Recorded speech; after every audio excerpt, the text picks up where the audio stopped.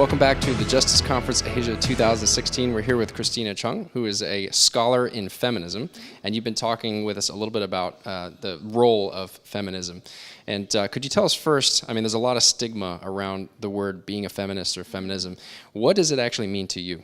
I think, first and foremost, when it comes to the stigma, you need to really go back to the original definition of feminism, and especially feminism as it's evolved to today.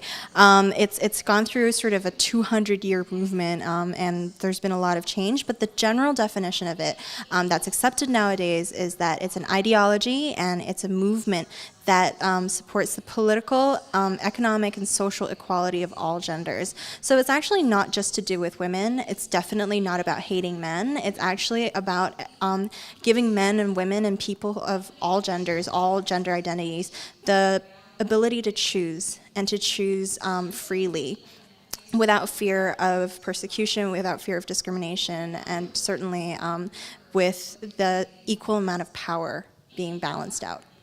And specifically, you talked about the church community, and you said that there might be this a culture of patriarchy, perhaps, that's kind of influenced the Christian community. Yeah, I wanted to address sort of this perceived paradox between feminism and the church community, because people seem to think that, well, wait a minute, Christianity, isn't it patriarchal? Isn't the whole thing about feminism is that you're trying to deconstruct the patriarchy, you're trying to deconstruct a belief that basically places men in a higher place of power than women, right?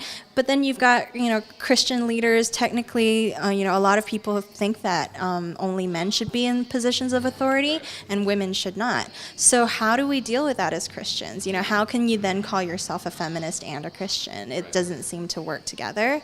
So what I wanted to talk about was actually, a lot of times we need to break it down to different aspects of our Christian faith in order to be able to see whether it's actually patriarchal or not. So I talked about, the first thing was Christian culture, which is our day-to-day lived experience, and that actually has a direct connection with whatever cultural context we're in. So Hong Kong, it's a Confucian society. There are actually deeply patriarchal values in it, and so that would echo into the church and perhaps influence Christian culture in a way that makes it patriarchal. Then you've got cultures of the biblical era, which back in the day, they were definitely all patriarchal, right? But not everything in the Bible, not everything written in the Bible reflects God's will. There's a clear thread of God's will through the Bible, through a lot of sin, through a lot of history that's got nothing to do with how God actually wants the world. Then you have Jesus, and he's the full embodiment of God, right? He is God, fully man on earth. And when you look at the story of Jesus, it's really remarkable how many women he talks directly to, how many women he values and puts in positions of authority as his disciples even. That's really unique to Christian culture, and that's actually what drew so many women to the early church, because it presented for them a hope, an ability to actually have a voice and to have a presence and to be valued for their humanity, which is actually what feminism is about. It's about valuing each individual for their fullness of their humanity and not having caricatures of men being only weak, only strong, and women being only weak and caring and nurturing. It's about embracing the full spectrum of human expression. And what do you see as sort of the solution to the gender issues that you see in the world today? Personally, I really think that, when it comes to feminism, the end game is to break the patriarchy, is to smash it, right?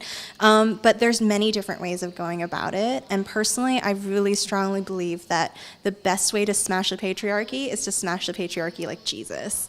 And how you do it is actually through how he interacted with people and how he valued women and how he really didn't subscribe to any of the sort of cultural, political, economic, and gender values of his time. He saw a reality, a kingdom yet to come, and he lived it.